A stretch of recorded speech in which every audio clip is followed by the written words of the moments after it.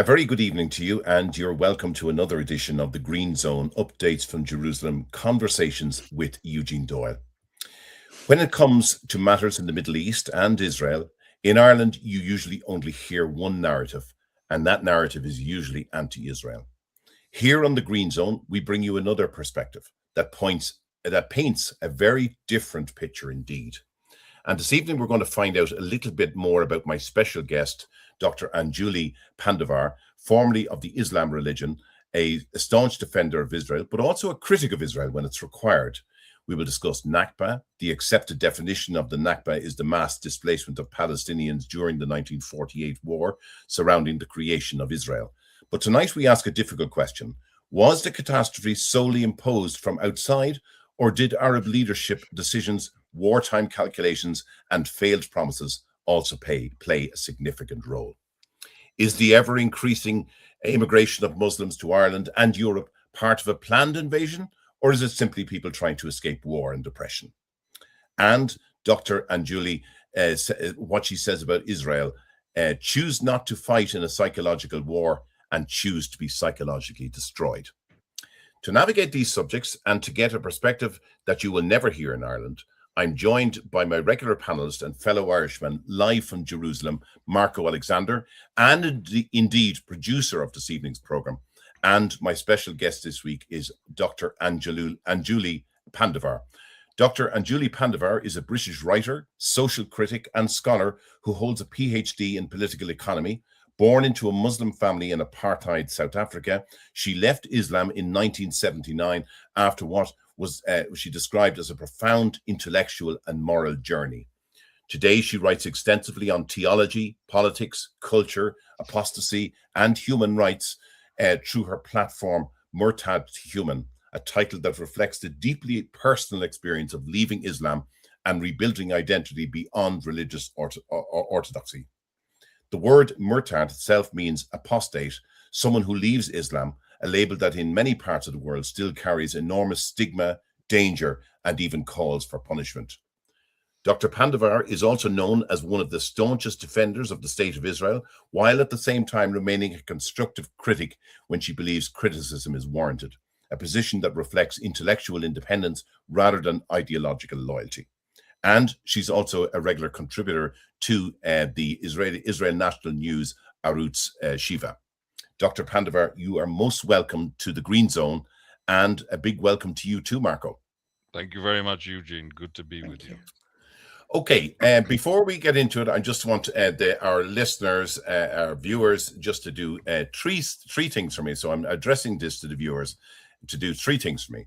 I would like you to where am I going? To subscribe to this podcast, because by subscribing to this podcast, you can then we can create even better content going forward and have more people joining us and more interaction then from listeners and viewers alike.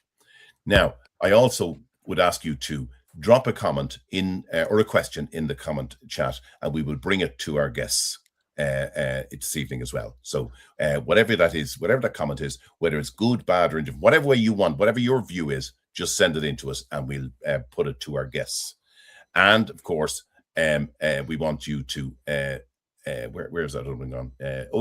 We want you to share this podcast as well among friends and family as well. And remember that you can look back at this podcast immediately after it's finished. It'll be available on YouTube on that link that you're getting in here now on the same link. So let me first of all, as we normally do on this Green Zone podcast, let me go to Marco. Marco, first of all, just we get little updates from Jerusalem. How are things just generally in Jerusalem and Israel right now? I mean, another week of uncertainty and ceasefires and whatever, and we don't know where things are really. Very much so. It's the situation is a rather stable, volatile. That's how I'd put it. Things can explode at any moment. Anything can happen. It's pretty clear that the Iranians are playing a long game. their masses at this manipulation. Hopefully, President Donald Trump, won't fall for it, and he'll be playing that game as well to his advantage. So, on the Iranian front, as you well know, we have the odd attack in the Strait of Hormuz and the odd reprisal by the United States. Mm. Excuse me. And the situation in the north has been hotting up with the situation with Hezbollah, of course. The Israeli army is continuing to do mopping up in the north, but it will take a lot more than that, put it that way. Okay, and just a couple of items that have come in the news this week, and I'm sure one of them you'll be delighted to hear. The new bill to completely cancel Oslo is now entered the arena, and Yes. I'm sure that you welcome that. Just briefly explain to our listeners what the Oslo Accords were. I know they were a land for peace, Yes. supposedly anyway. Yes, in broad terms, it was land for peace. Um, the most absurd formula in the history of mankind, namely rewarding an aggressor for failed attempts to commit genocide. Essentially speaking, it was a refund for aggressor nations. Um, that's how it played out.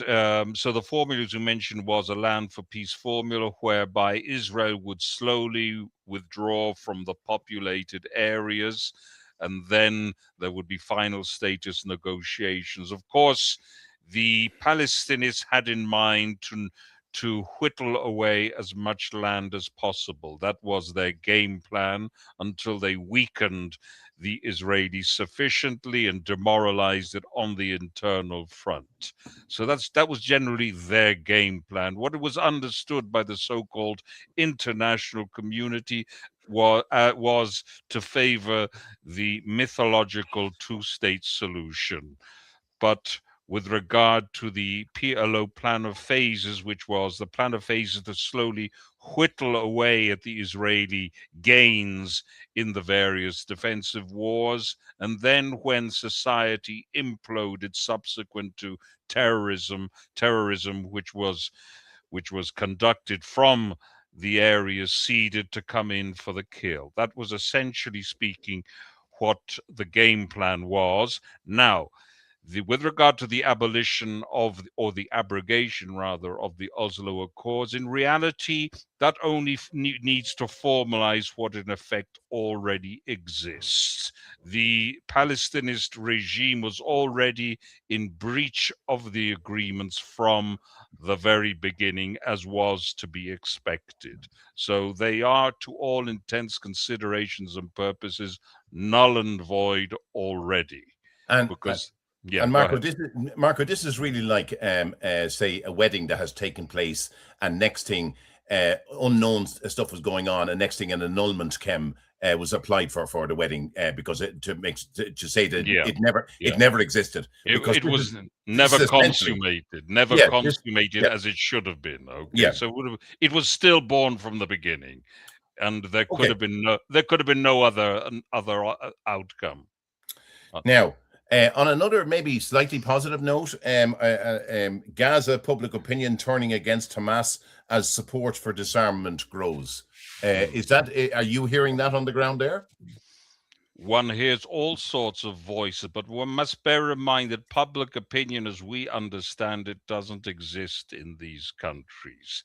The idea of individuals with individually and systematically and critically formed opinions doesn't exist. Here you have crowd psychology. The individual doesn't exist in these environments. That's not to say that there can't be exceptions. Nobody really knows what's in the minds of people. But if one looks back at the 7th of October, one can see very clearly, one can gain some very important insights into the mass psychology of the so-called civilians who were ululating when they brought their prey back to Gaza. So I think one has to be very careful. Okay, and finally they got rid of the remaining two people that were detained for the flotilla. They finally set them up for deportation from Israel. Yes, they did. I believe that was an insufficient and inadequate response in reality, because these people were basically aiding and abetting terrorism. Okay. But I suppose to appease Israel's many critics and to conduct a public relations operations which will avail them very little, they have once more dealt very lightly with these delinquents. And speaking of dealing lightly with people, I see in the Jerusalem Post editorial yesterday, I think it was, the headline: Israel's national security should not be sold out by its citizens, and this is in relation to 3 military personnel as well as civilians selling stuff to the Iranians, secrets to the Iranians. Indeed. And I mean, what a headline. Should not be. I mean, it's just not just pure and utter treason that should be treated at the highest. With the most. Yes, indeed. They're trying to sugarcoat this episode. Now, if it is indeed true, because in war many things happen, so we don't have the full details. But let's work on the assumption that it is true. This would certainly be high treason. And lastly, then about Israel, just in relation to your Attorney General. When is Israel going to get their act together in relation to the Attorney General? I've said this to you before, Marco. Yes. The Attorney General in Ireland is a member of the cabinet. Indeed. Right? But the Attorney General gives the government advice. The government choose to either accept that advice or not. But we don't have an Attorney General here that goes out and starts speaking to the media and going against the government thing. When are you guys going to get your act together? Because this is in relation to, she's now gone to the High Court about the nomination for the Mossad the chief, head of the Mossad, yes. Roman Goffman. I mean, yes. that's an affront to democracy, is it not? It is an affront to democracy. She's an affront to democracy, as indeed the Supreme Court in Israel are an affront to democracy. She should have been gone the day before yesterday, a long time ago. She's clearly in breach of any norms which governs the functioning of a normal Attorney General. But one has to place her in the context of the general dysfunctions that we have here in Israel. A Supreme Court which doesn't act as a Supreme Court. Okay. It acts as a legislator. So we have a perversion. So what we see in reality is an Attorney General that's working hand in glove with the Supreme Court and with other people, high and important people, let us say, within the institutions, who clone one another. Okay, so in a sense, we have more than a deep state.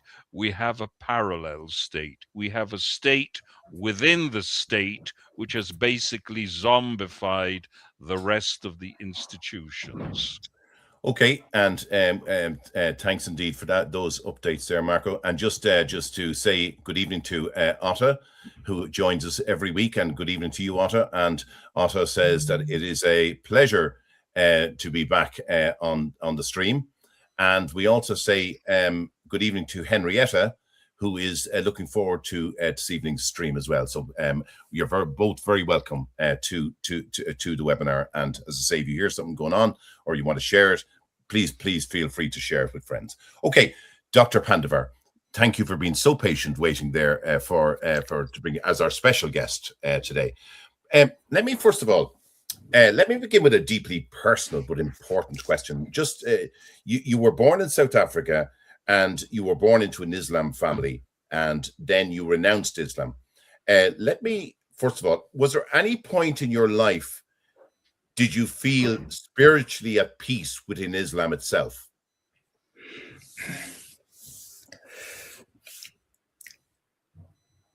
I think the point at which I felt most precious about Islam was when I started doubting it. And I fought that doubt. I denied that doubt by becoming hyper religious. So it was a kind of contrived religiosity, if you like. It was not from my spirit, or my soul, as you might say, but it was to not have to confront the fact that I am beginning to move away from this identity, which was all I had. And so I both doubted it, moved away from it, and protected it all at the same time.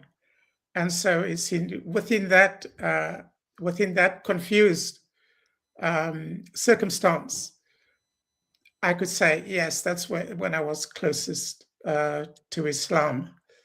I'm sure other people who have left Islam are familiar with that particular combination of emotional conflict.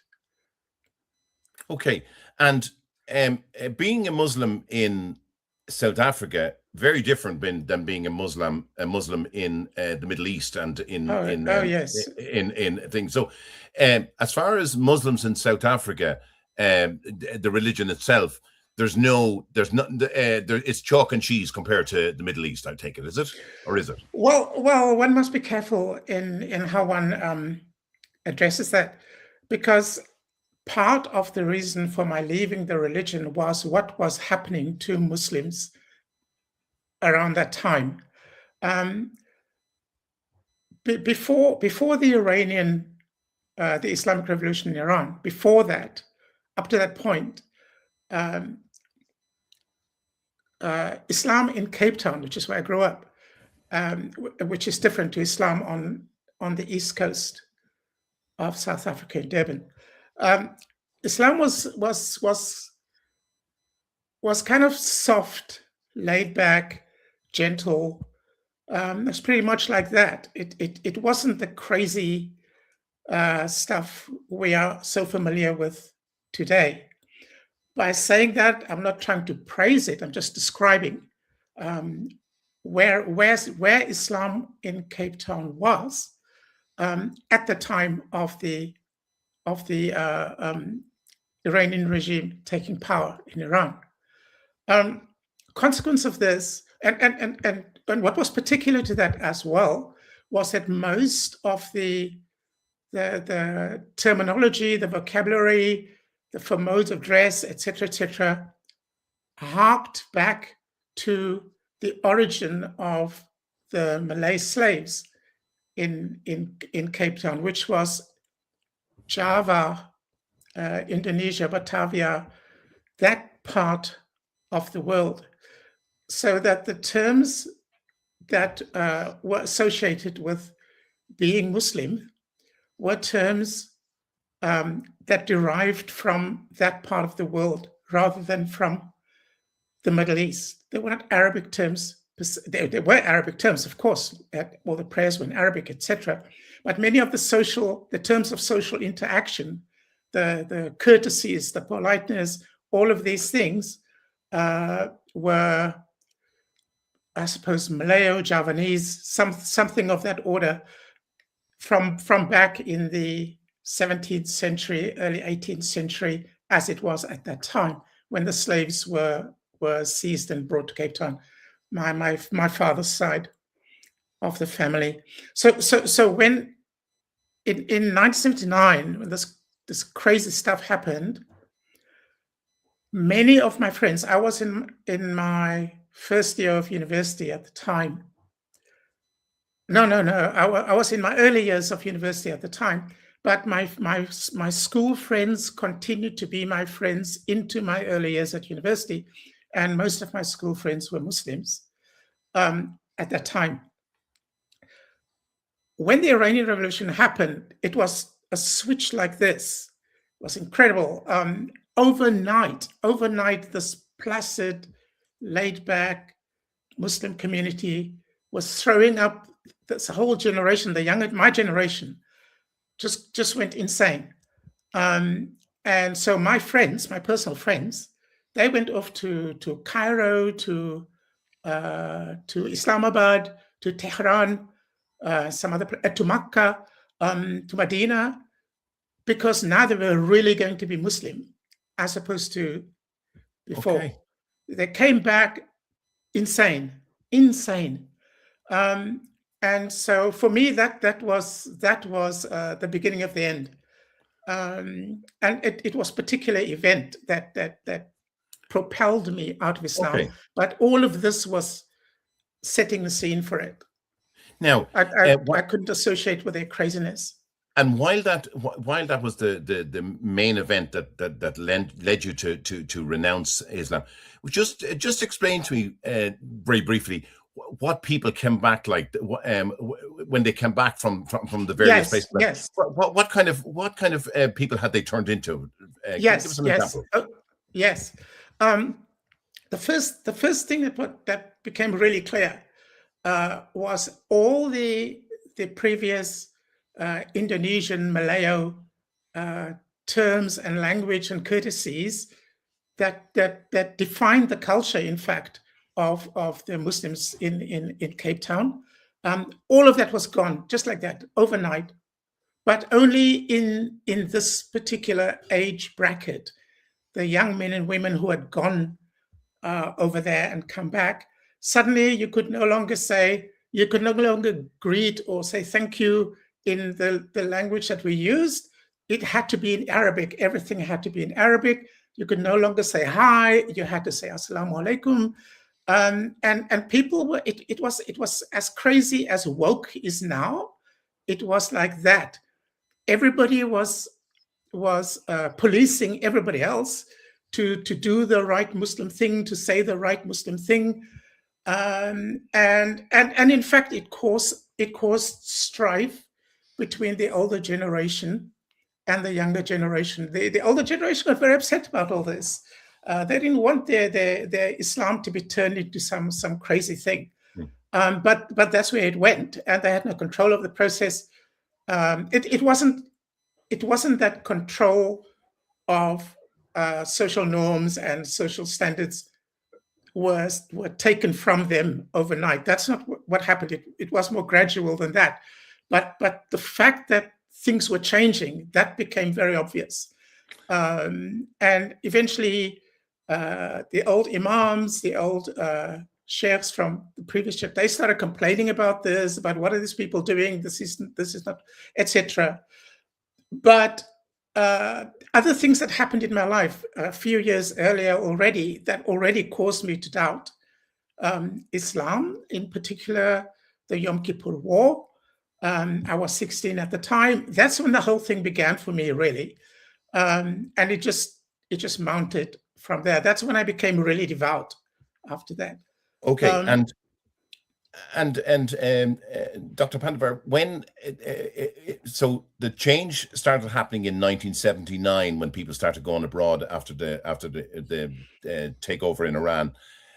What kind of timeline did it take to start seeing that real change then in South Africa? What kind of timeline are we talking about? Well, I mean, I left the country. What was that? 79. I left the country 7 years later. So what I saw in those 7 years were pretty alarming things. My personal friends were boasting about how, for example, during a demonstration, someone had dropped a curbstone onto a policeman's head.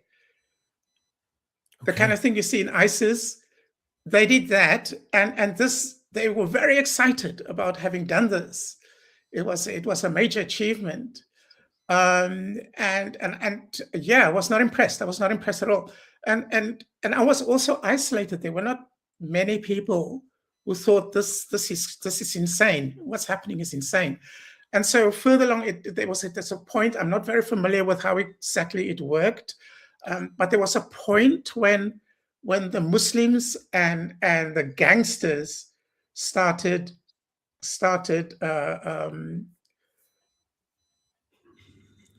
interweaving with each other. And then it just became a real mess. But by then I was already on my way out. The real trigger that got me to recognize that I was no longer a Muslim was my last lesson in madrasa. Okay. I was already in my early 20s. I went to the madrasa. I was the only person there. I got there early, and the madrasa was in the back of the teacher's house, as it was generally around there at the time. When I got to the front gate of the house, the teacher's daughter, who was 16, was standing on the inside of the gate with her hand on the gate like this. And on the outside was a young boy of about 17, maybe 18. And he had his hands on her hands like this. Okay.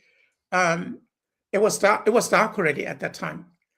And somehow they saw me approaching, and without losing eye contact, without breaking eye contact, they managed to slide the gate open, let me through, slide the gate close again, and there it was. It was a wonderful, wonderful image of young love that managed to negotiate something in the world, but remembered and retained their connection. I found that really beautiful. Anyway, so I proceeded through the house. There was nobody there. I couldn't see anybody. All the way through to the back of the house into the madrasa. I got ready, got my Quran out of its bag, got ready to where I was going to be studying with a teacher. And the next thing, there's this incredible scream inside the house, and yelling and beating, the sound of beating. And the teacher, my teacher, her father, was screaming at the top of his voice, really, really angry, and beating her. And she was screaming, and her mother piled in. Her mother was screaming to her husband to stop. And this just went on and on like this. In the end, it went quiet, except for the girl sobbing. I packed my Quran back into its bag and got up and walked out of the madrasa back through the house. There was nobody, again, there was nobody except the sound of this girl howling and sobbing, right? But the floor where I'd come in just earlier, the floor was covered with splinters of the wood, of the plank with which he had beaten her. I don't know whether the girl survived it. I just walked out of that house, walked out of Islam, walked out of religion. That was it for me. And when I thought afterwards, I thought that was the moment when I'd left Islam. But afterwards, thinking about it, reflecting on it, I realized that I'd already left Islam way, way, way earlier. I was not a Muslim anymore. I just hadn't acknowledged it to myself. That's all. And it took something as dramatic as that to wake me up, you know. And so I lived in a milieu where I saw inhumanity and cruelty like you won't believe. And these were supposed to be some of the nicest Muslims in the world, right? Wow. And the cruelty, the ignorance, the superstition, it was my experience of that caused me to leave Islam already before this incident in the madrasa. Yeah. Now, I can leave it there. Marco, do you want to come in? Do you want to ask Dr. Pandavar anything? Well, it's certainly very interesting. The contrast with the type of Islam that existed prior to the Islamic Revolution. The Islamic Revolution was obviously a watershed which got people all fired up and going off the grid, as it were. Now, and Dr. Pandavar, when we see Islam interpreted by some not as a religion of peace or tolerance, but through extremism, hatred, intolerance, violence, domination, or even justification for killing. Do you believe a religion like that can produce a religion that can produce such radically opposing interpretations can genuinely be linked to God? Okay, it's a little bit more complicated than capturing it in a convenient nutshell.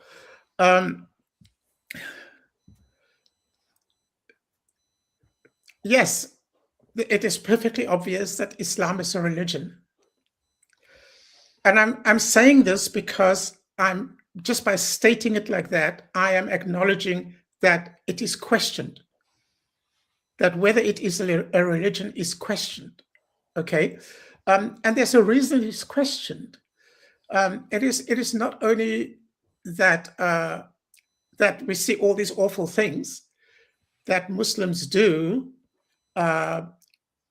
motivated by what their holy texts command them to do. All of these awful things you see, it's not a matter of interpretation. It's not a matter of extremism. That is actually what Islam is. And so the Islam that I grew up with in Cape Town was an aberration. When my friends came back from the Middle East, they put Islam back into the form that it was supposed to be in the first place. Okay. And so that's the first thing. The second thing is, here's the religion, and most Muslims know Islam as the religion. Most Muslims do not pray 5 times a day, even though they are supposed to, but most Muslims do go to mosque on Fridays. They observe Ramadan, etc. I can't say they give alms. I won't get involved in that. Anyway, so the practice of the religion, all its rituals, all its those kinds of things, is one aspect of it, and that's what most Muslims actually know. It is forbidden to Muslims to study their own religion. Okay. They are not allowed to do that. If they want to know anything about their own religion, they have to ask a scholar to tell them, and the scholar will tell them what he vouchsafes for them. It's safe to tell them this, but it's unwise to tell them that. And what are these things that are safe to tell them and unwise to tell them? Why is it forbidden for them to really get into what their religion is all about?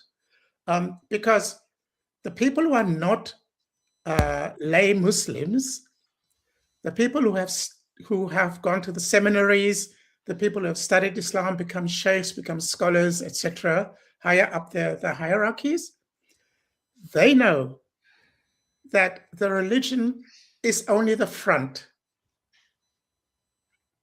It's only the front. What happens behind that is Sharia, is jihad, it's murder, it's rape, it's all of those things, and plunder.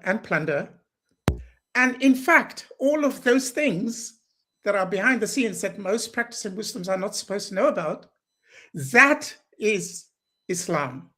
It is a very violent system of plundering wealth from non-Muslims, whether it is individuals who are turned into dhimmis, and so they get bled until they either die or they convert to Islam, or it is neighboring countries that are not Muslim that get invaded, that get attacked, and then either in days gone by, those kings and queens are compelled to pay tribute to the Muslims, and this is after they've raided their cities, killed their men, enslaved their women, enslaved their children, taken all their treasure, their gold, their cattle, take it off to the Muslim land. And so Muslim societies do not produce. Societies based on Islam do not produce. They survive by plundering non-Muslims. And that's the essence of that kind of society. The moment they can no longer plunder, they descend into poverty and misery. They have no mechanism for creating wealth. That's what's wrong with Islam. Okay? And so they can only plunder. That's all they can do. That is what jihad is. So, Right. so jihad actually precedes Islam. The Arabs were plundering. They were barbarians in the desert, nomad barbarians. They went out and plundered settled peoples, whether they were Persians or Romans, didn't matter. They went out and plundered them, brought the spoils back, lived off the spoils, went out again next year, plundered again. That's how this is. Islam is simply the organization of that kind of society into something that endures, into something that is efficient, into something that ensures they can do what they want to do in the best possible way. And so what the religion that got tucked onto the front of it was a sanctification of their barbarism, their brutality, their robbery, their stealing, etc., their raping, their murdering. Islam provides the godly justification for all this. So you can be pious and holy and rape somebody, no problem. You can be pious and holy and cut people's heads off, no problem. You can be pious and holy and bleed the coffers of the welfare state dry, no problem. So we know about the Somalis in America. They do it not because they're Somalis, they do it because they're Muslims. Okay. Nobody wants to recognize that, right? And So- Justin, yeah, no, go on. Okay, so all I'm trying to condense at this point is to say that the religion is a religion, but it is a religion that has been constructed for the express purpose of sanctifying a plundering society and all its barbarism. And that is why Muslims do these things in Islam. There's so much cruelty and violence in Islam. It's because of what gave of how Islam arose as the outer shell of this horrible form of social organization. The interesting thing is they went around and they forced people to convert to Islam by the sword, right? But the only people they did not need to do that with were other nomadic tribes, non-Arab nomadic tribes that lived by the same form of political economy, plunder, right? So Islam, when they encountered Islam, they say, yes, this is perfect. This is the great way to organize our society, and immediately adopted Islam. It wasn't because Islam was virtuous and God was great and all this kind of stuff.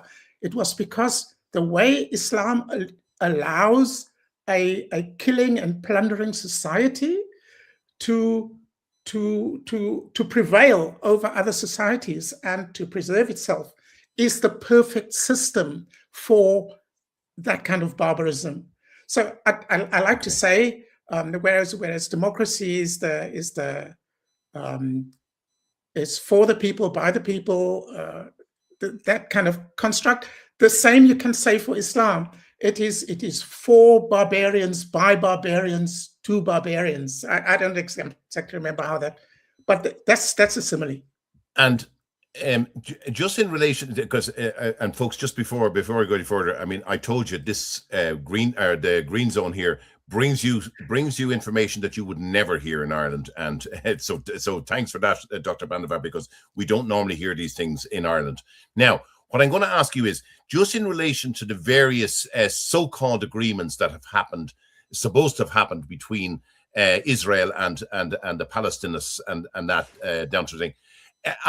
Is it too simplistic to say, or am I right in saying this, that Muslims are allowed to lie to infidels, but not to their own people. Is that too simplistic, or what way does that operate? Yes, they are allowed to lie to infidels. It's almost de rigueur to lie to infidels.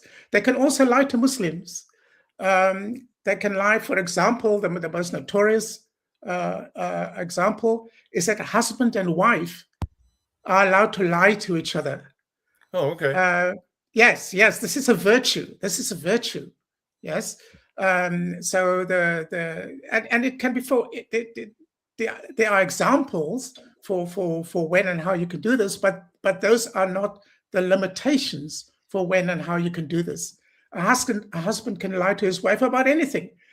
He can say, yes, I'm only married to you, I love you, etc., and he's got 3 other wives, plus a few temporary wives on the side as well. No problem. Okay. No? And now, I'm going to come to 2 comments in a moment, but just on South Africa itself, Dr. Pandavar, in relation to its attitude towards Israel, a very negative attitude towards Israel.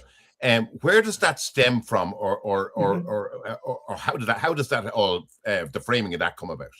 I'm not able to give a proper answer to that, partly because I've not been in the country for decades, and so the internal component of the answer to that question, I wouldn't be able to give you.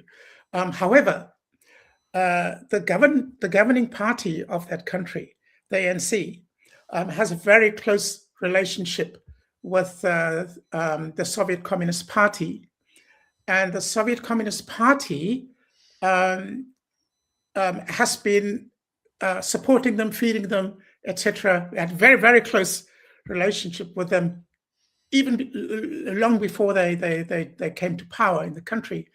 And so, as these things work in those circles, they owe the Communist Party, they owe the Soviet Communist Party, which is now Russia. They owe Russia, and it's they stood by us during apartheid. Now we stand by them, no matter what, right? And so the development of Russia, China, Iran axis also dovetails with getting the Muslims in South Africa enmeshed in these geopolitics. So the way I understand it, and the way I understand South Africa's, the government, not the country, but the government's ruling party's attitude towards Israel, comes from that close relationship with Russia and Iran. In fact, as I understand it, the Iranian regime, the RGC, paid the South African government to bring this case in the International Court of Justice. They were the lackeys. They were the lackeys of Iran and Hamas, and so it turned the situation pretty horrible, not only for white people from the time the ANC took power, and especially Afrikaner people, but now Jewish people as well. And so I'm not surprised at that development, and I expect it to get much worse. And I expect, I think that Israel should not expect any improvement in the situation there, and simply get ready to take in a very large number. Okay. Practically the entire South African Jewish population. That's my personal understanding of the situation. Marco, I'm sure you have something to say on that. I think Anjuli's analysis is the correct analysis. With regard to the South African situation, it's perfectly clear that South Africa is doing Iran's bidding. It is aligning with certain powers which are well fixed within this axis of evil. So there's nothing really surprising there. And I know even less about the internal dynamics of South Africa. All I can say is that relations were better during the period of apartheid, for all the faults of apartheid. But there was, at least Israel didn't have to fend off the let's say, this loony component within South African society, which aligned itself with the Soviet Union. Now, just Otto has a question there. Do you think the Islam of the golden Islamic age was different from this modern one or not? Nowadays, the most acceptable Islam is the one in use, which is not OFC 100% Islam. Yeah, that's one of the greatest propaganda coups in history. That the so-called Islamic Golden Age was a time when the Arabs, remember barbarians, right? Barbarian nomadic Arabs conquered very large parts of the then civilized world, including Persia. And what they claim as the Islamic Golden Age was Persians. It was a Persian Golden Age, but the Persians had been conquered by the Muslims. And so they had to work for the Muslims. It contained inside the Golden Age was a movement called the Translation Movement, something of which Muslims are very proud, quite misplaced pride. The Translation Movement was not where the Arabs translated all the works from Greece and propelled Europe into the modern age through that. Most of the Arabs were illiterate. And not only were they illiterate, they despised study, they despised work of that nature. Okay? The people who did all the translating were Syrian Christians, were Jews, were Persians, and people who had recently converted to Islam, but retained their skills, retained their civilization, etc. These are the people who did all these translating. These are the people who wrote the medical journals. These are the people who made the inventions. Not these barbarian savages who went around slaughtering. No, the only thing they invented was Islam, the perfect way to be a barbarian. Okay, and thank you, Otto, for that. And then Henrietta says that she agrees with Dr. Pandavar. She is correct. However, we knew quite a number of Muslims in South Africa who were generous and kind, saying that some Muslim men have absolutely no respect for women, brutal to women. And that's from Henrietta, who was living in South Africa. Was living in South Africa. Mm-hmm. Yep, and I can't contradict that. I too know many Muslims who are generous and kind. That has no bearing on the points I'm making.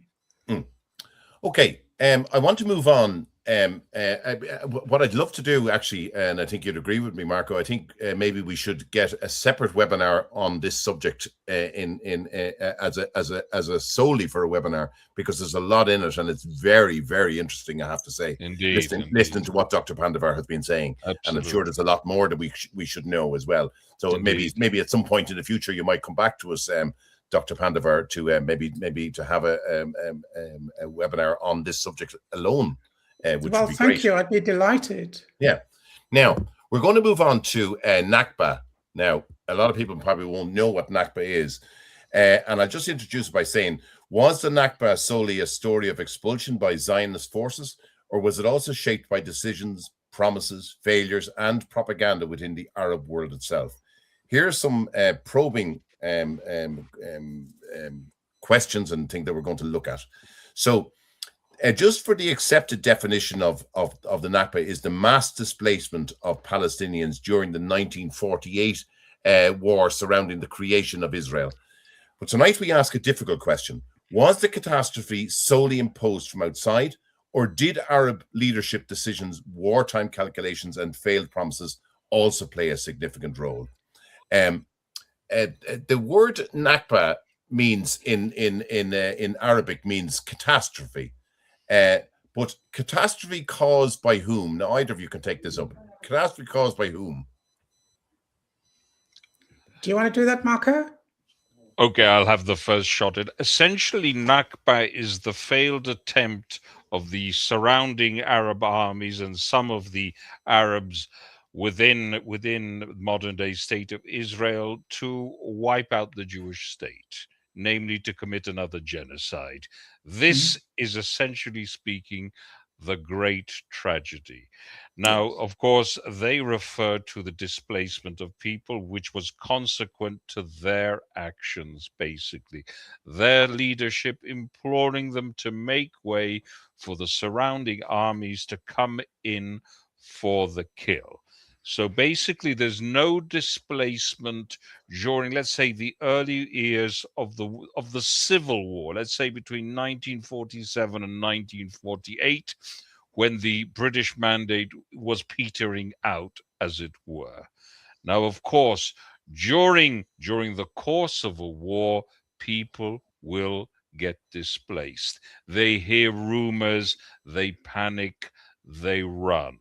But there was no overarching policy to move out all the, and I say this, people should pay a lot of attention to this, the Arab-speaking population. There was no Palestinian people. And to this day, in reality, there isn't anything which we can really understand as a people which is subsequent to an ethnogenesis, as indeed in Ireland. In Ireland, we understand peoplehood because there's a long period of ethnogenesis. This doesn't take place. The only unifying factor among not all the Arab-speaking people, let's be fair, there are Druze citizens of Israel, there are Christian citizens of Israel, an increasing number of Muslim citizens of Israel who are now proud Israelis. Okay, let's be fair. Let's be fair. So essentially speaking, the Nakba was the failure of I call it the proto-Palestinist movement to destroy the nascent state of Israel. Okay, it was a war which they declared on the Jewish people. And let's give a little bit more context to this. We're talking about immediately after the Holocaust. So the nascent state of Israel occupied even less land than it did before 1967. It was at a ridiculous amount of land. Israel, the Jewish leadership accepted a partition plan in a ridiculous amount of land. The British had betrayed the Jewish people. I'll go further than that. They betrayed British values and the values for which many soldiers had fought during the Second World War as well. So in a nutshell, the Nakba is the failure of the project to commit another genocide a few years after the genocide which was committed in Europe. Furthermore, one needs to, and here we have a lot of continuity. The British were arming the Jordanians. They were the high command of the Jordanian army, and they were also running the show in Egypt.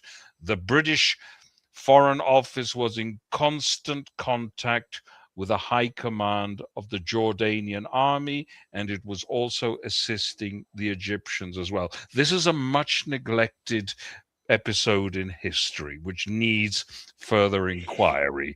The only problem is if you try to do this in a British university, you probably won't have much of a career there. But that's a story for another time. So to put it in a nutshell, the Nakba indeed did involve the displacement of many Arab-speaking people, but that was due basically to the encouragement of their leadership. So you could say that the term originally coined to Palestinian suffering specifically, but was it also coined for the broader Arab military and political failure in 1948? Indeed, there is an endless. It's a production line of excuses for the failure of the Arabs to destroy the state of the Arab states to destroy the state of Israel. This is, and so much so that in the 60s, what needed to happen was they needed to turn the tables to a certain extent in the public relations and propaganda sphere. What we see happening in the 1960s, our Soviet friends again, with the ideology of the Muslim Brotherhood. We see the marriage of the two, and they conjure up out of the hat the Palestinian people. This is a watershed moment, and we see its effects to this very day. And the tragedy is for the Arab people that Palestinism has destroyed and poisoned the minds of many Arab people who could otherwise have a very decent life in the Middle East. This is the tragedy. So, as I have mentioned before, part of the, certainly I believe a big part of the solution to the conflict here is removing the yoke of Palestinism from many decent Muslim people. But this isn't happening because there are certain interests, and also one has to bear in mind, and this is, we'll get into this also with Anjuli, basically Europe has been Palestinized as well. Okay, so we see European Union and the constituent states stoking the fire. Okay. Dr. Pandavar? Yes. I would expand. First of all, I think Marco's analysis of the Nakba is spot on, 100%. And it's interesting that there are documentaries where Arabs from the time were interviewed about the events of the time, and they were pretty candid about those events, and the whole Nakba narrative just falls to pieces. And these are elderly men and women who were old enough to know what was going on at the time. One of them, interestingly, was Mahmoud Abbas, who was also interviewed in this documentary. He himself negates the so-called Nakba. I don't remember the title of this documentary. I can look it up, or people can write to me, and I can see if I can find it and tell them what it is. Yeah. But it confirms basically what Marco had said.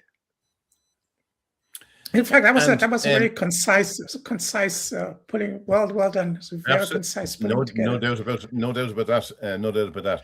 Now, and then even some historians at the time noted that early Arab writers described 1948 as a disaster brought about by disunity and incompetence in the Arab world. Is that interpretation now largely absent from public discourse? I think it is. You're not allowed to criticize Muslims, remember, and especially Palestinians. Oh, no, you don't criticize them. But part of the dynamic of the Nakba, of all those armies invading Israel, there's a side to that bears mentioning. It wasn't only that they wanted to wipe out all the Jews. It was also that each of the surrounding Arab countries wanted to take as much of Israel as possible for themselves. It was a fight for the spoils amongst them, yes. And so Jordan managed to get Judea and Samaria, and Egypt managed to get Gaza. Lebanon didn't get anything. Syria managed or tried to come down from the Golan Heights. So it is essentially all the surrounding Arab armies wanted as big a share, as big a cut of what was just a nation Jewish state as they could get for themselves. It was both a fight against the Jews, but it was also a fight amongst themselves. So, and back to you, Marco, just because this is very important for Irish audiences in relation to what happened in 1948. So, you've said that some people panicked and left. Of course they do. That happens in all displacement, happens in all sorts of wars. I'm sure. Frozen, Eugene. It's a part of life. Okay. Yeah. But the Arab leadership, as you say, encouraged the people to leave temporarily, as they thought it was going to be temporarily, to leave while they went in and wiped out the Jewish people. That is essentially at the time. And yes. And then the Palestinian Authority media itself later published testimonies from refugees saying Arab armies told them to leave temporarily. How should that affect the historical conversation that we're not hearing? Because we're hearing a completely different thing, that you guys, the Jewish people, went in and took that land, and thing, because that is a key narrative that we are hearing this on this end in Europe and in Ireland, and really that story is not fully being told. What's happened, and I just want you to reiterate that point about the Arabs being forced to leave by their own leaders rather than being expelled. From right. Then, right. It's also very important to clear up this very important factor, and I can't repeat this enough. The bulk of the Arab population within Mandate Palestine, west of the Jordan River, were the result of very recent migrations during the period of the British Mandate. They arrived because of Zionist endeavor, creating the possibility to sustain a serious demography. Now, the great tragedy here is that while Arab-speaking peoples were streaming in, and also with the encouragement of the British, I think this cannot be repeated enough. The British were allowing clandestine immigration into the country while putting up the shutters for the Jews who were trying to escape from the Holocaust in Europe. This is something that is very rarely mentioned. So I think it's very important to get that out of the way. We're not talking about a population which had inhabited the land for thousands of years. There were some certainly that had a long presence, okay, Arab speaking, that were Islamized in reality, okay. The bulk of the long-standing population here was an Islamized population.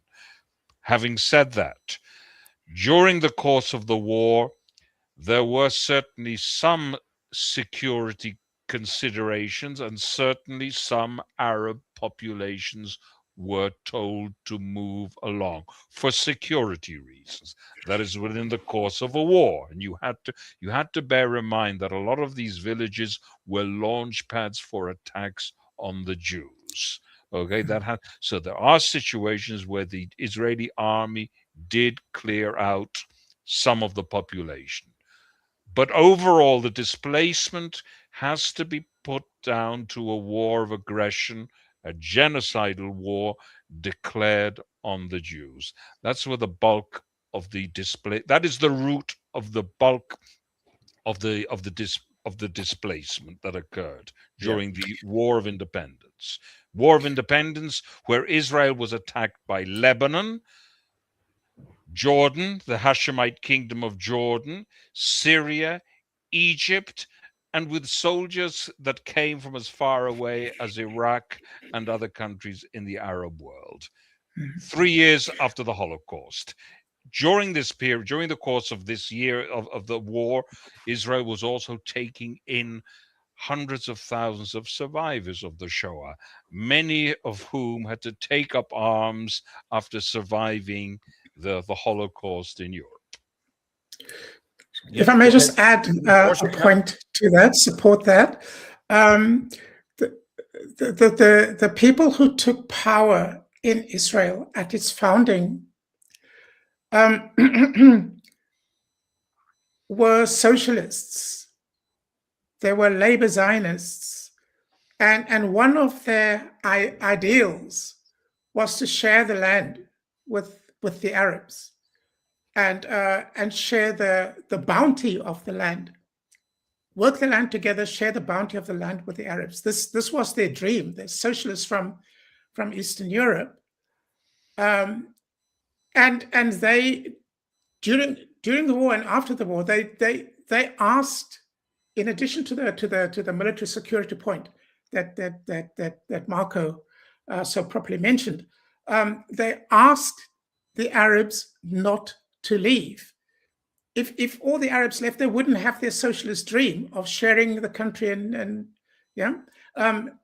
this was another thing that happened that isn't mentioned. Yeah. The demonization of the Jews really took off after the creation of the Palestinians. The creation of the Palestinians enabled all the horrors that subsequently were visited upon the Jews via the mechanism of a so-called nation of Palestinians. And to back up that point, as you said, Mark, and you just alluded to it earlier, there is a vibrant Muslim community in Israel, reaching some of the top echelons of power in some of the top jobs in Israel, is there not? I mean, they're not discriminated in Israel, or are they? They are not. There's no formal discrimination against the Arab population. The Arabs can reach the highest offices of the state of Israel. You have high court judges, people who run hospitals, heads of university faculties. It's the best country in the world for a Muslim to live in. I'll be perfectly frank. And it's a bit like when Irish people moved to the UK, had to go there for work during the IRA bombings and all of that.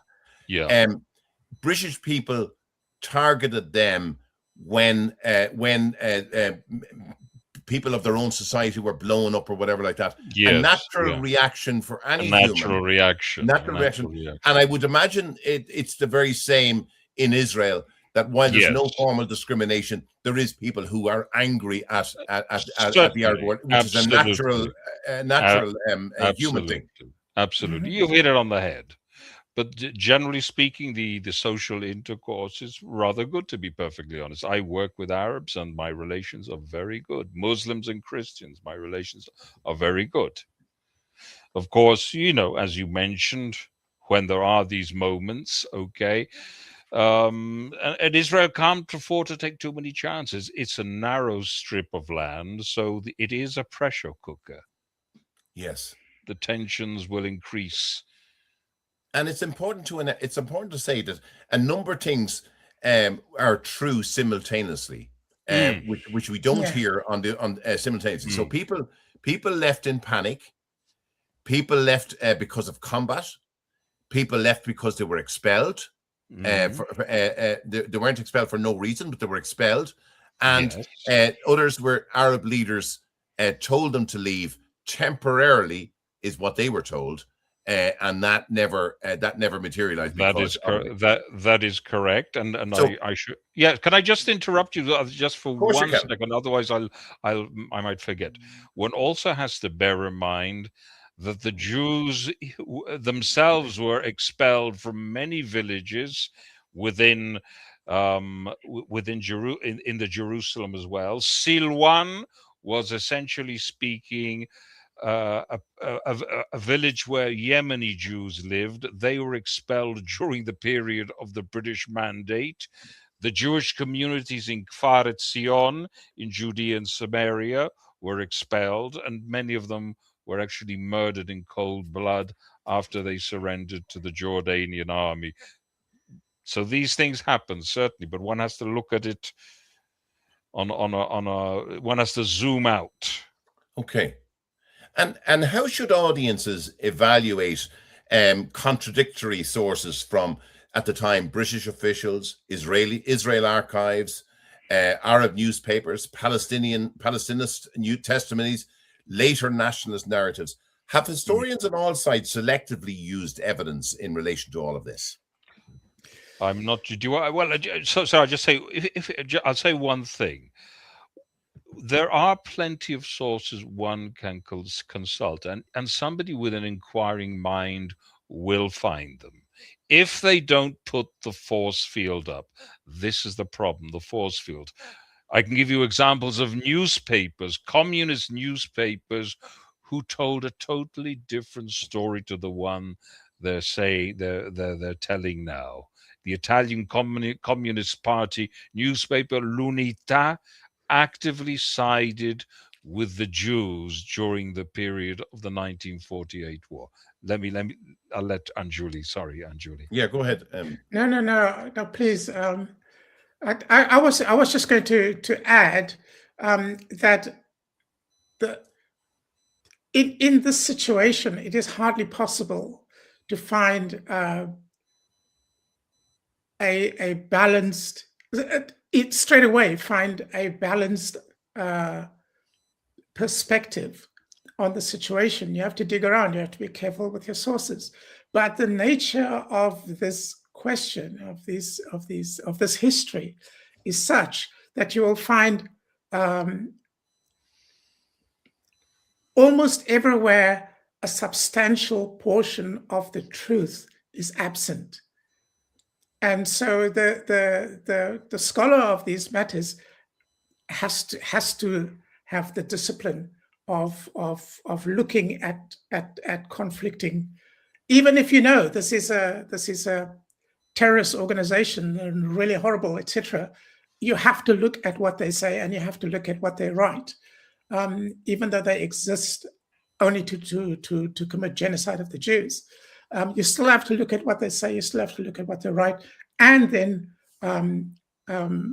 work with all the other material on the other side as well. And this is not to say that in this kind of formulaic way that the truth is somewhere in the middle. No, the truth is not somewhere in the middle. The truth is somewhere in this complete mix, and it may be outside of it, but you need to understand how this dynamic works. And the truth may not even be visible after you have put all these things together. It takes a particularly acute mind to distill the truth out of such a situation. Well said. And to reiterate what you were saying, Marco, in relation to Jews being expelled from all of the Arab countries. So we had two sets of refugees at the time, really, that and only one is ever talked about. We had two sets of refugees at the time. And why, just for our Irish audience, why did one refugee population become permanently stateless while the other was largely absorbed?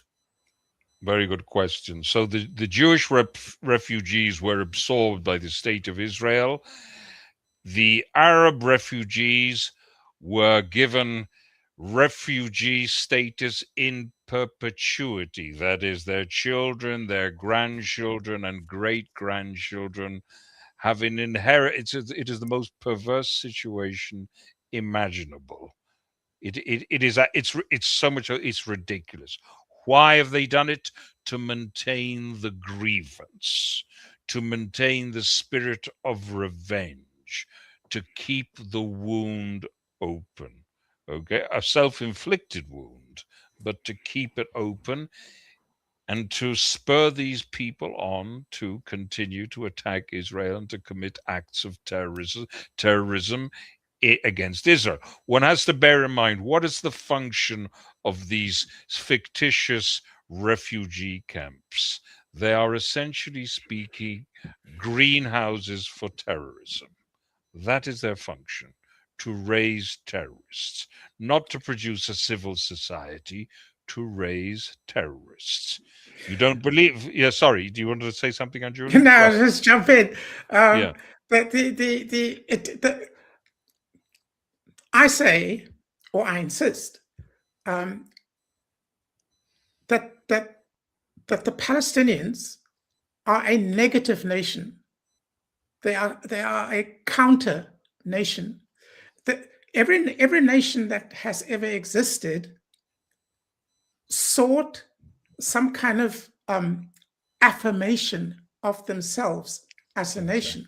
Exactly. Either through consolidating their culture, their language, etc., and having a piece of land that is defined as theirs, in contradistinction to other nations.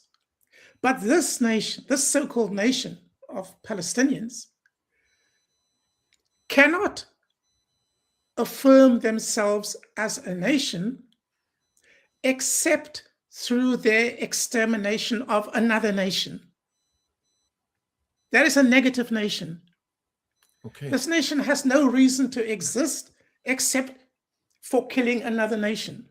Exactly. And this is why they have no interest in a state. They have no interest in statecraft. You don't find them training diplomats, training the infrastructure, the social infrastructure of a state. All they train for is exterminating another nation. Yeah. That's all they exist for. So let's just play a little thought experiment here, right? Let's say the Palestinians succeed in exterminating all the Jews. Let's just play that game in our minds, right? Hypothetical, yeah. Yep. What do you think happens after that? No, tell me, because it's something that clearly I've asked that question over and over again. What happens? They'll start killing each other. Oh, okay. That's what's going to happen. Because they have nothing else. They only know killing. Okay.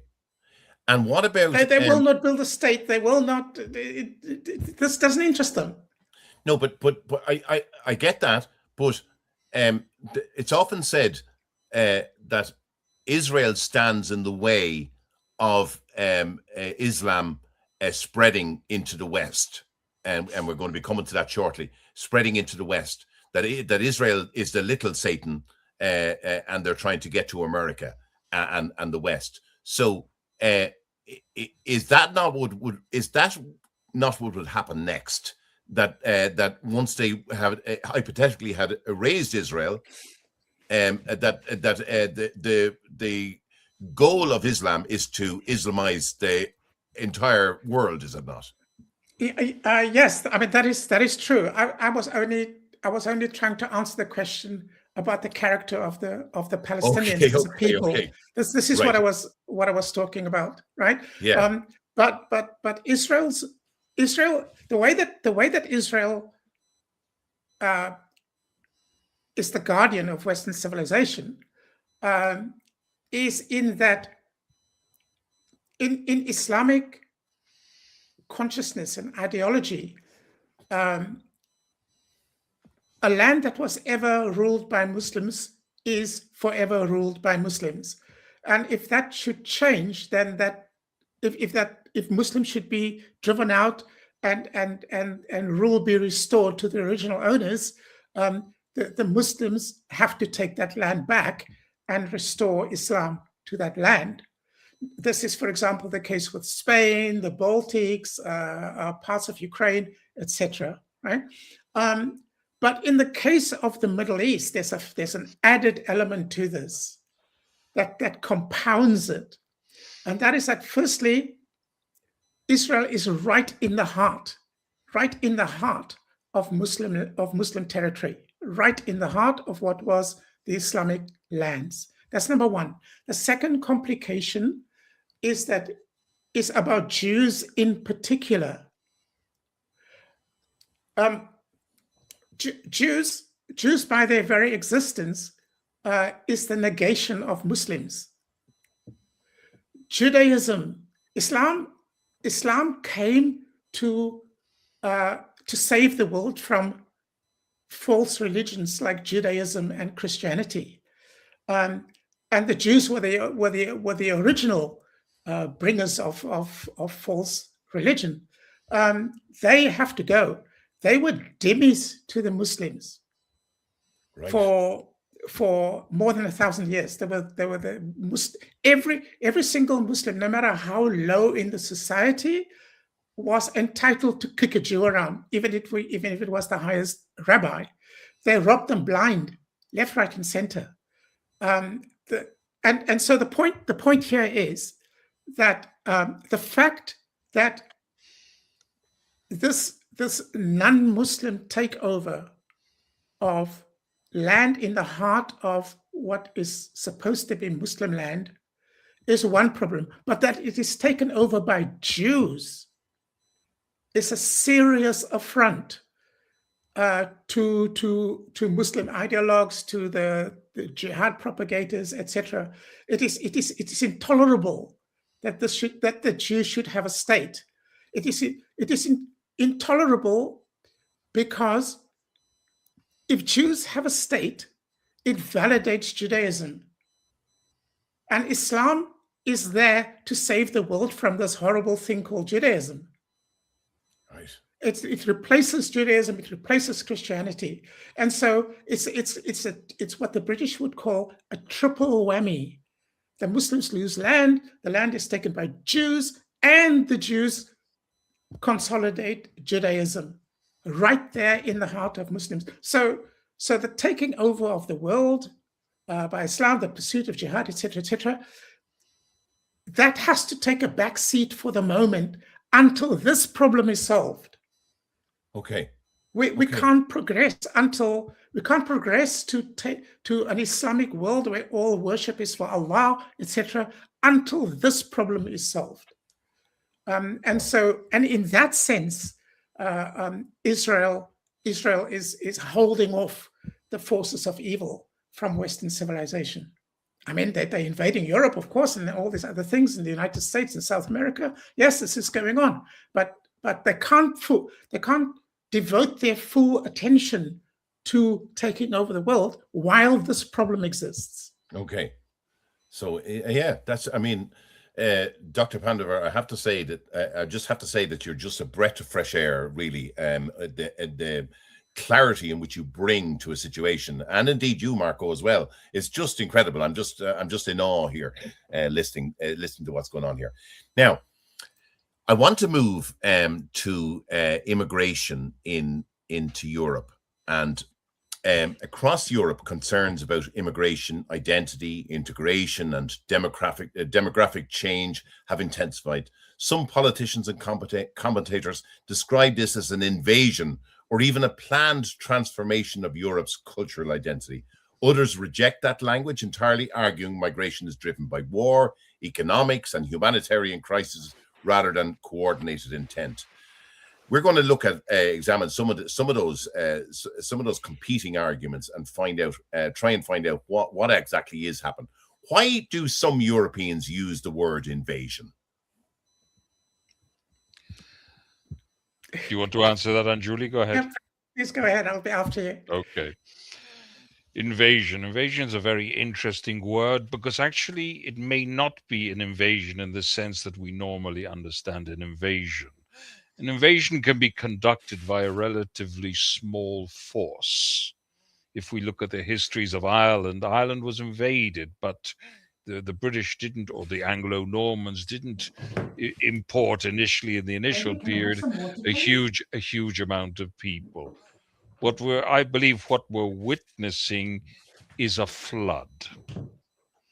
Okay, we're witnessing a flood. Certainly it maintains the characteristics of something that has been planned for a long time. And also something that happens because of a weakened society in Europe. Weakened societies, weakened nation states, weakened identities. Hence, the ground to a great extent has been prepared for something to come in and fill the void. And weakened leaders as well, of course. Yes, certainly weakened. Well, I'd hardly call them leaders anymore in the traditional understanding of the word. I think we do an injustice to call many of the current prime ministers in Europe, leaders. It's very hard to deny that something has not been planned. We see what even a relatively, let's say, poor country such as Turkey in many ways, which doesn't have the cash flows of the Gulf states. The Turkish regime sponsors mosques throughout Europe. Mhm. The largest mosque in Europe was financed and I'm speaking about Rome, excuse me, was financed many years ago by the Gulf states in the early 70s and built in the 80s, long before there was a catchment area of Muslims for such a large mosque.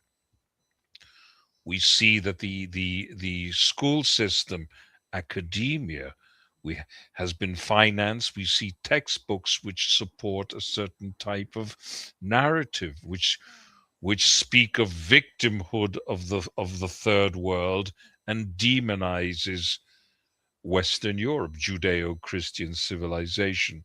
So there are a lot of elements that come together. We have media complicity. We have the institutions which have been infiltrated. And we have this huge flow of populations from countries which have a very different set of values. And they've been very much emboldened recently by the battering ram of Palestinism, which has addled many a mind in Europe. It has further compounded this sense of guilt, which has weakened the immune system of European nation state. And you see in Ireland as well, even though in much more, of course, Ireland never had any colonies as such, but you see these mass gatherings of Muslims taking over, appropriating public spaces, I should say. This is happening throughout all of Europe, where even they insist very often, or with the complicity of some Christian priests, are praying in churches, as if there were a lack of areas for them to pray in. Also, they appropriate national monuments. So there is a real pattern here. And many Europeans still refuse to see, unfortunately. And there is none so blind as he who refuses to see at the end of the day. But the chickens are coming home to roost. And I remember, I'll let Dr. Pandavar in a second. I remember back last July in Ireland, there was a march from, say, up around Leinster House down to the GPO, the General Post Office, which is is an iconic building associated with the struggle of freedom from British rule in Ireland. And the Easter Rising. the Easter Rising. And the imam stood outside the GPO and said, "This is our country. This is our country, and we are more Irish than the Irish themselves." I heard that. Yes. Now, yes. I was flabbergasted that did not, or I don't know whether it has woken some people up to exactly what's going on. Dr. Pandavar, well, what do you make of what's going on in relation to an invasion, or is it down to is it intent, or what do you make of it?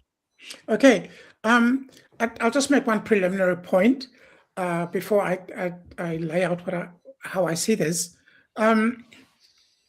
Every time Muslims pray on the street in a Western city, or even in a church, for crying out loud, every time they do that, that land where they do that becomes Islamic land.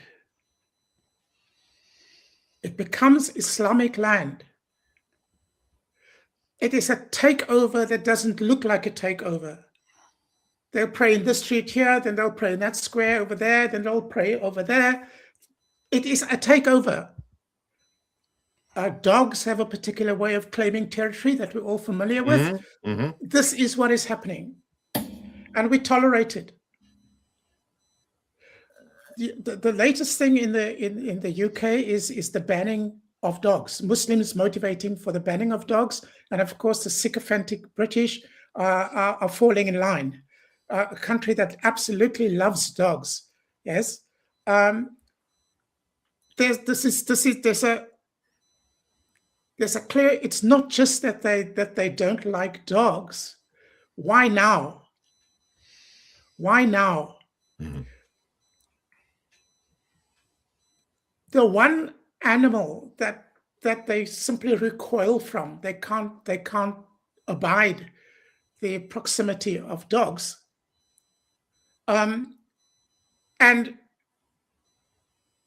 what they fear right now is the Western public getting smart enough to realize that all they need to do to get rid of the Muslims is to drive dogs in amongst them. They don't want that to happen. Okay. Right? And so they're trying to preempt this action, this counter action on the part of the local populations. The simplest thing to do if Muslims are praying in your street is unleash a whole lot of dogs in amongst them. That's the end. They'll go. So when they're taking up positions of political positions in countries in Europe, when they get elected in councils and that, they want to make that count. Absolutely. They only get involved in politics for the purpose of advancing their takeover of the country. There is no other reason for doing this. They're not interested in social issues or housing or potholes or child support. This doesn't interest them. What interests them is foreign policy in Gaza, the building of mosques, the banning of alcohol, the closing of shops that sell pork. These are the kind of things that they will advance, and driving out anybody who's wise to what they're doing. Okay, but I want to get back to the original question that you asked me about it is an invasion, but there are two watersheds. There's a temporal watershed and a spatial watershed. The temporal watershed is 1973, the Yom Kippur War. Okay? As far as this invasion of Europe is concerned, there's before the Yom Kippur War and there's after the Yom Kippur War. Before the Yom Kippur War, people from everywhere went to places places where they could earn more money for their labor, sent the money home to their families, improved their material conditions. Muslims did this too in Europe. They went to work in the factories. They drove the buses in the UK. They work in the German factories, etc. And at that point, up to that point, I mean, I wouldn't think that that jihad was yet that prominent at that point amongst those Muslims. Okay, post 1973, the oil embargo on all the countries who supported Israel during the 1973 Yom Kippur War, that oil embargo set in train a whole lot of things. First of all, it flooded the Arab countries with money. Those that had oil were flooded with money. This money and the withholding of fuel gave them fantastic leverage. And with that fantastic leverage, they were going to advance jihad. And the United States at the time wasn't interested in playing ball. They didn't want to have any of this. You want to blackmail the world? They were ready to go to war and force the Arabs to restore the oil prices to what they had been before. The Europeans, on the other hand, especially orchestrated by the French leadership were fiercely anti-American.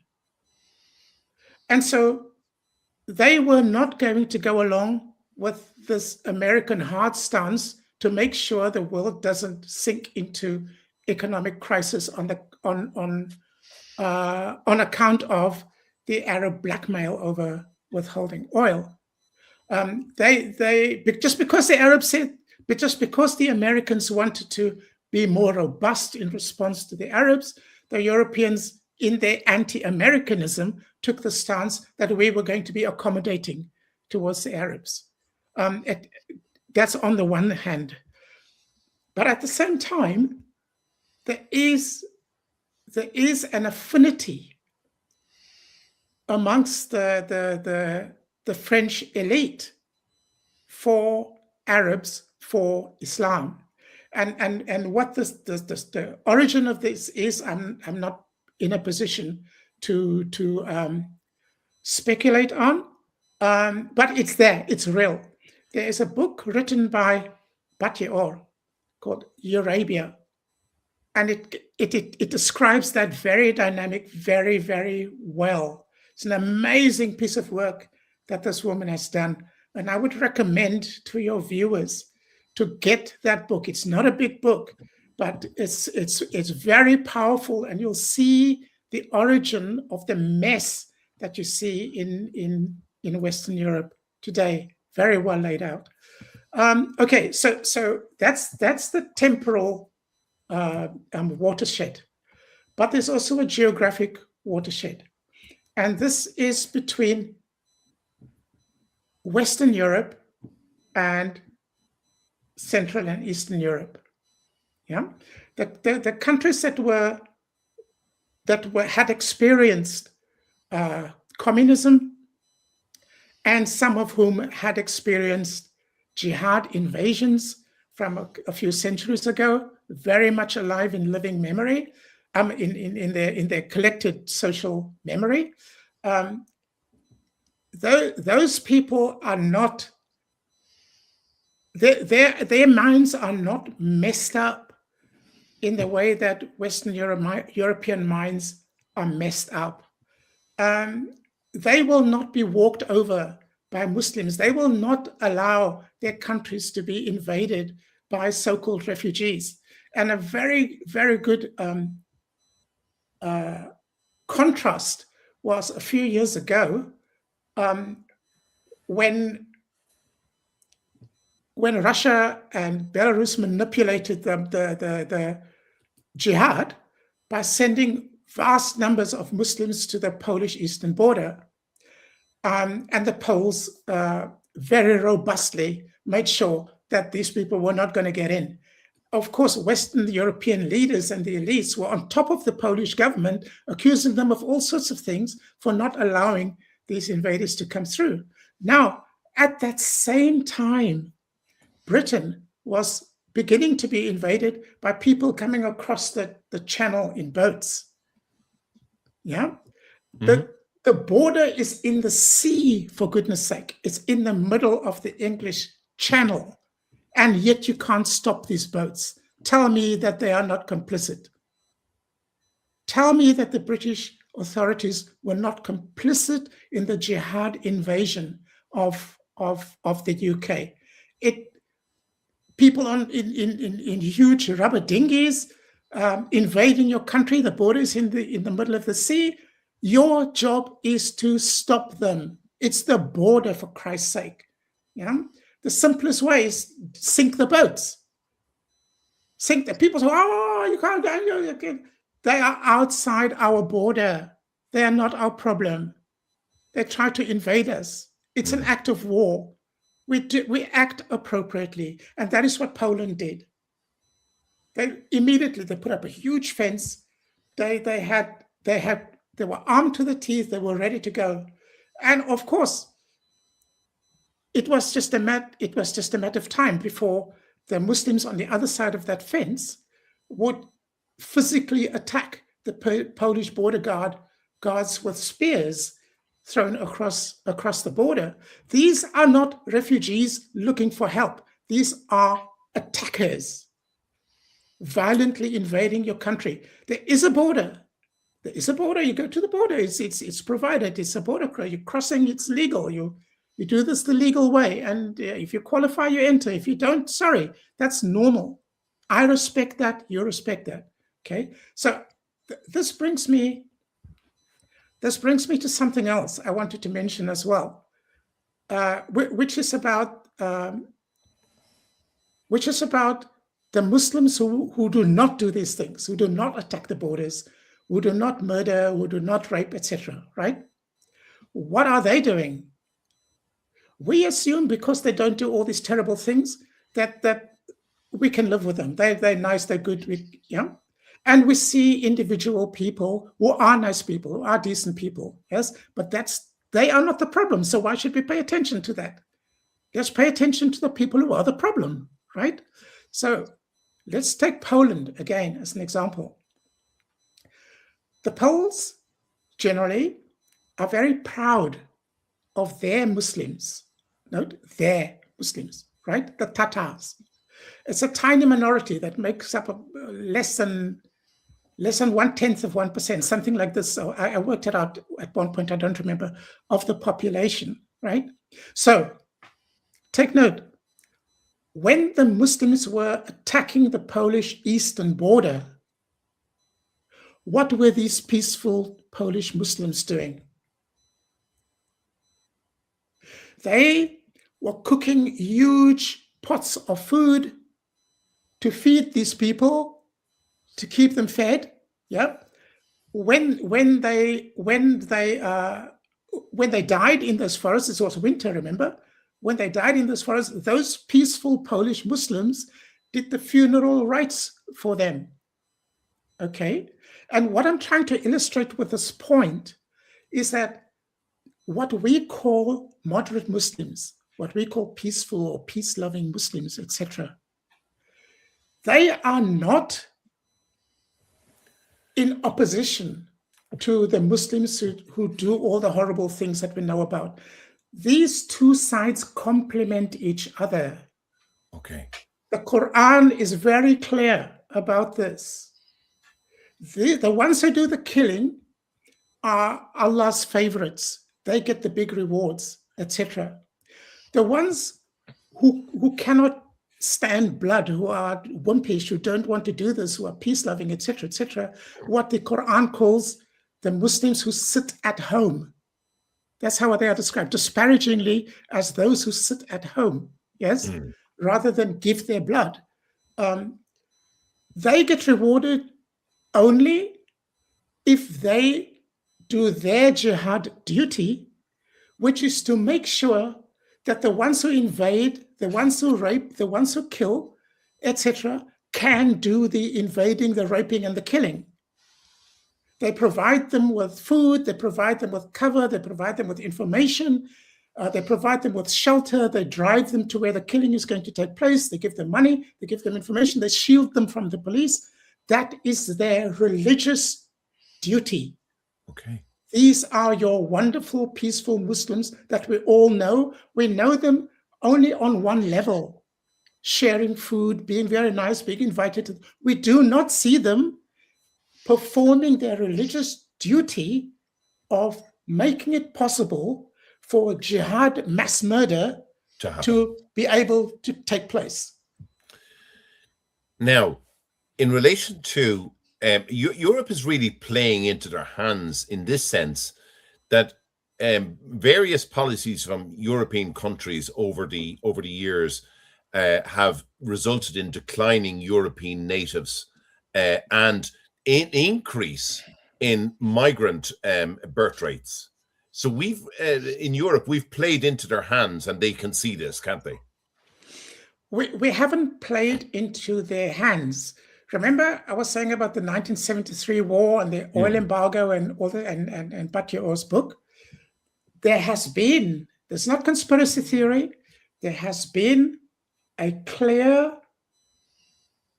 collaboration, a co-orchestration, if you like, between the Arab League and the European Union to have Europe taken over by Muslims? Read Eurabia. Okay, and so when we see Macron and Keir Starmer and Angela Merkel and people like this doing things that we criticize them for, if you do that, it'll be a disaster. The country will be overrun by these Muslims. The standards will drop. The economy will be destroyed. That they know full well. They're doing it consciously and deliberately. Their job, their role is to destroy the countries so that the takeover is facilitated. Have we gone too far? Have we gone too far? Have we allowed it to happen too far, or is there still room for to recover? My personal view. Sometimes I'm pessimistic. I'm depressed, etc. At other times I'm hopeful. But I think the way forward is for Europeans to stop thinking of Muslims as just human beings, but to see them as weaponized human beings. Every single Muslim is a weapon. His or her own body is a weapon. That is the ultimate weapon they have. They don't need a gun, they don't need a knife. They will use their own body as a weapon. And recognize that these people are weapons of war, there to take over your country. Then maybe you will begin to be more realistic and less idealistic about what's happening. It will take some courageous people to confront. The first thing to do is to study these people, understand them, understand their religion, understand how their heads work. It is not the same as yours, and then find their weaknesses. One of which is dogs. Dogs are one of your best weapons against these people. Take your dogs right through them, and you get rid of them. Yeah. Governments won't act. I mean, the simplest thing to do is to ban halal meat and to close down mosques and madrasas. Already, you are on a winner, because had European people studied Sharia, yes, the law of Muslims, they would know that Sharia makes it obligatory on Muslims who have gone to a non-Muslim land. Sharia makes it obligatory on them that should it become impossible for them to practice anything of Islam, then they have to leave. Okay. You don't have to deport them. You don't have to chase them out. They will leave because you've made it impossible for them to practice Islam. It is simple, right? And then we say, oh, freedom of religion, da, da, da, da. They are practicing their religion as an act of war. How do they qualify for freedom of religion? Okay, before I go to Marco on this, I just want to bring a comment there. Sorry, Henrietta's comment. Just giving Dr. Pandavar the thumbs up. She's correct about Muslims not really interested in politics, just to claim and do what they have been taught. Take over country by country and convert into Muslims. That's from Henrietta. That's a very fair comment. Yeah. Okay, Marco. Marco, we've been just what we've been hearing here is explosive from Dr. Pandavar. What do you make of it? I think she's joined the dots perfectly. I may even say regrettably, but that is the reality. One need only look at Great Britain, for example. Ostensible moderate Muslim population, wherein the extremists nestle quite nicely. I think there are some inescapable facts which are regrettable, but I think these truths have to be spoken. Okay. Okay. Look, we're going to have to leave it there for this evening, because we're now at an hour and 49 minutes, and I'm conscious that people. I'm conscious that Dr. Pandavar given her time, and Marco, and indeed all of us. But I just want to. I'll give one last question in relation to Europe. and I put it like this: is Europe facing an invasion, a migration crisis, a cultural reckoning, or simply the consequences of globalization? And what would a realistic, humane, and sustainable response actually look like? You ask me? Yeah. Oh, sorry. Yeah. Okay. I think concerns for a humane response is misplaced. Sorry to be so blunt about it. This is no time for humane response. It's war. Simple. Okay. Well, Marco? Well, Europe has forgotten what Europe is. Independent states have no sense of identity anymore. It's a sort of a bit of a blob, most of these states, at least in Eastern Europe. You have to refine a sense of purpose. You have to discover who you are, and by doing that, you discover what needs defending. And this has been a great problem. We see young people who, to a great extent, have been indoctrinated. People just live for today. If they have no idea of tomorrow, something to hand over to future generations, then you're in trouble. So people have to rediscover who they are and what they stand for, and that they're also part of something bigger than themselves. And Henrietta there just sums up what she's been hearing there this evening. That she's just amazed with the stream, and wow, and I think it is, and I think just going back to what we were saying in relation to what Europe's doing, we here on the Green Zone, we're not doing this because we just like being on a camera. We're doing this to bring a different perspective to people in Ireland about what is actually going on. And I think this evening's webinar has been a very, very powerful eye-opener to events that we've discussed and the differences, what we're being told in Ireland and what is after coming on this from two ordinary people, Dr. Pandavar and yourself, Marco, ordinary people who just want to bring truth to what's going on in our world and in relation to the Middle East and how we see those things. And I think that the Green Zone has definitely done its part this evening in bringing truth and clarity to what's happening, and that people need to wake up as to what's happening in their own country and indeed in the European Union. It's really just incredible stuff. We've come to the end of this evening's webinar. Tonight wasn't about telling you what to think. It was about presenting perspectives that are rarely aired, especially here in Ireland. Whether you agree or disagree, the most important thing is that you're exposed to more than one version of events. And that's what we're about here, is exposing you to more than one version of events. I want to thank our special guest this evening, Dr. Anjuli Pandavar, who provided an insight into Islam, and her knowledge of the issues in the Middle East are breathtaking, I have to say. We rarely hear this compelling perspective in Ireland. And to you, Marco, my regular panelist and producer, live from Jerusalem, where you always have your finger on the pulse of truth and the realities on the ground. I want to thank you both for coming on this podcast and making it such a powerful podcast this evening. Thank you indeed to both of you for tonight's podcast, and thank you to our listeners and our contributors on the program this evening.